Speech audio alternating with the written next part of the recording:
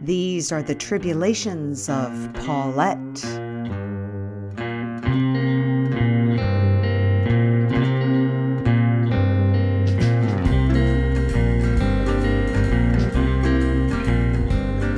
The scene is Fellini-esque.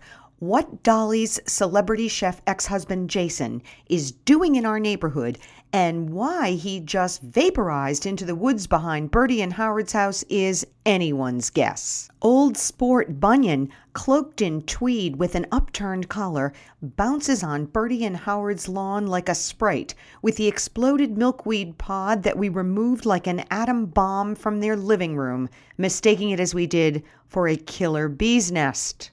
Dolly returns from the edge of the woods behind the house, shaking her head. "What's going on?" I ask.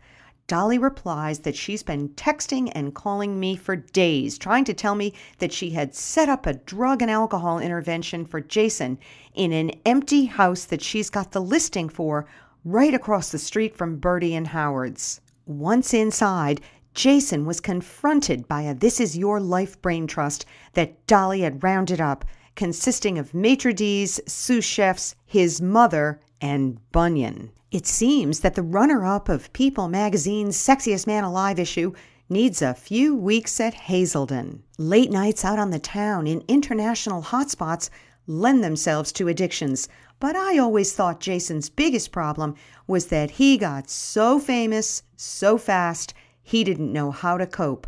$400 chef knives were more often chopping blow than Spanish onions. The latest scandal was a page 6 post-coital Instagram shot of Jason in a bar and a hot tub with 2 naked Korean girls, his latest obsession. He used them as equal parts nanny and arm candy.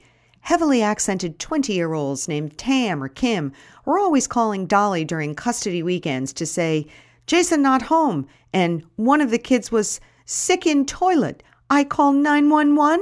The empire that Jason had built up on $50 hanger steaks was in danger of overcooking, and Dolly, eager to continue alimony and child support payments, decided to take matters into her own hands.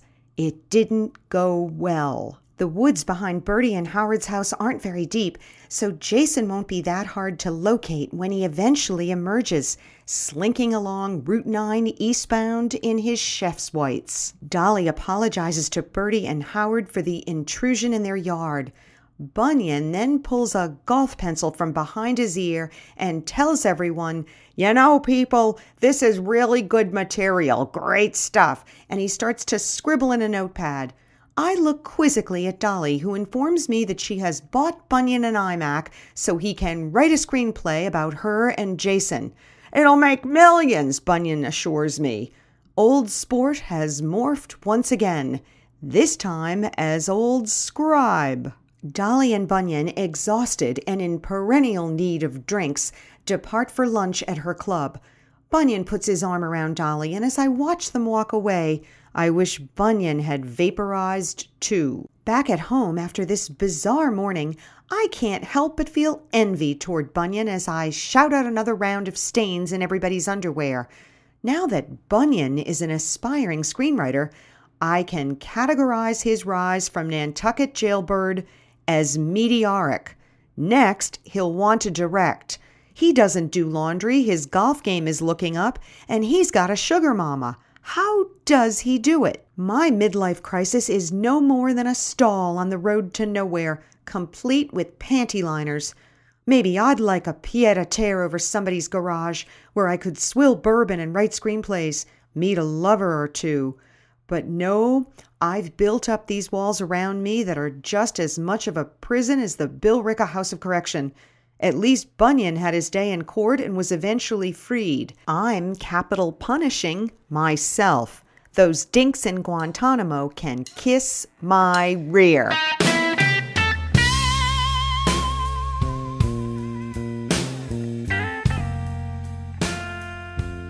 Before the prison guards arrive with my last meal, however, I must report to my gynecologist, Mike O'Neill, for a procedure known as the endometrial biopsy. Because Dr. Mike looks like Jude Law, getting ready takes hours. As I'm going through my pre-exam prep ritual, I look at myself with the pity that you'd give a homely kid. 3 kids and gray hair does not become the female anatomy.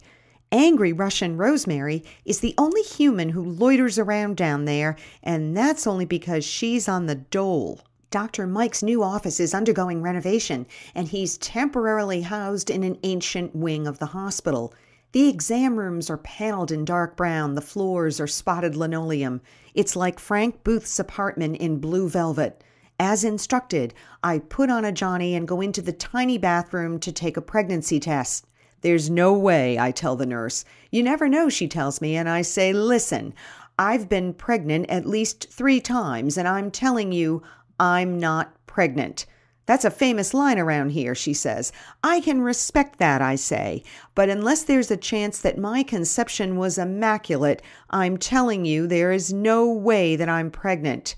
Just do what we ask and we'll be the judge of that, says the nurse. In the tiny bathroom, doing as I was told, I hear Dr. Mike's voice quite clearly coming through the wall from the adjacent exam room. Morbidly curious, I incline my ear to the wall. This will only take a minute, he says. Then, quiet. Dr. Mike speaks again. This might pinch. 2 seconds later, I guess it pinches, because the poor gal on the other side of the wall with Mike's head between her legs lets out a blood-curdling scream. An explosion of hot urine goes everywhere as I leap from the toilet seat like I've been shot out of a cannon. My cup runneth over, all over. But never mind that, I've got to move quickly. Vlad the Impaler has made a mark in the adjoining room, and he's coming for me next. My hands shaking, I whip off the hospital gown and put my clothes back on. There's no one in the hallway when I let myself out, and I'm not going to knock on any doors to announce my departure. Dr. Mike's going to be upset, but I'll make it up to him. Chances are I don't have uterine cancer, and chances are that the procedure I inadvertently overheard was an endometrial biopsy. I've got 2 blessed hours before carpool. When I get home, this calls for a nap. Drifting off to sleep in mid-afternoon is one luxury this prison affords. Dreamland finds me in a car, somewhere in France, headed for the shore. I'm in the back seat, having an intense makeout session with none other than Dickie Poulier, the rich old Washington lobbyist with the missing molars I used to date before I met Dave. I wonder why the car keeps swerving right and left until I realize that there is no one in the driver's seat. Dickie, I say, and as I start to push away from him, I notice that he has snaked his very long and somewhat elastic leg between the driver's side door and seat, and that his black wing-tip foot is steering the vehicle. In the passenger seat, to my surprise, sits another man looking straight ahead. I recognize this man as Dave and try to get his attention. Honey, turn around, I say, tugging at his shirt collar. You're kissing another man, Dave says, and he won't look at me. Dickie is still writhing on top of me and steering the car with his foot. I continue to kiss him, keeping one open eye trained on Dave. When we have to stop for gas and Dickie hauls his club-footish leg out of the car, Dave turns around. But in kooky, dreamlike fashion, it isn't Dave facing me at all. It's Ted. He leans over the seat, takes my head in his hands, and I wake up, quite jarringly, to a ringing cell phone. Hello, I say, struggling to resume consciousness. Paulette? Sweetie? It's me. I need to see you. The voice on the other end belongs to the real Ted, and I'm not dreaming anymore.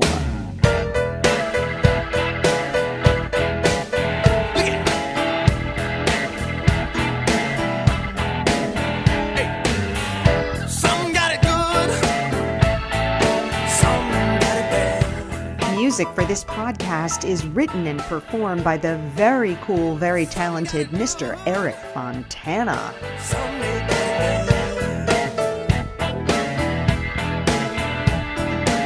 But everyone complaining on both sides of the track.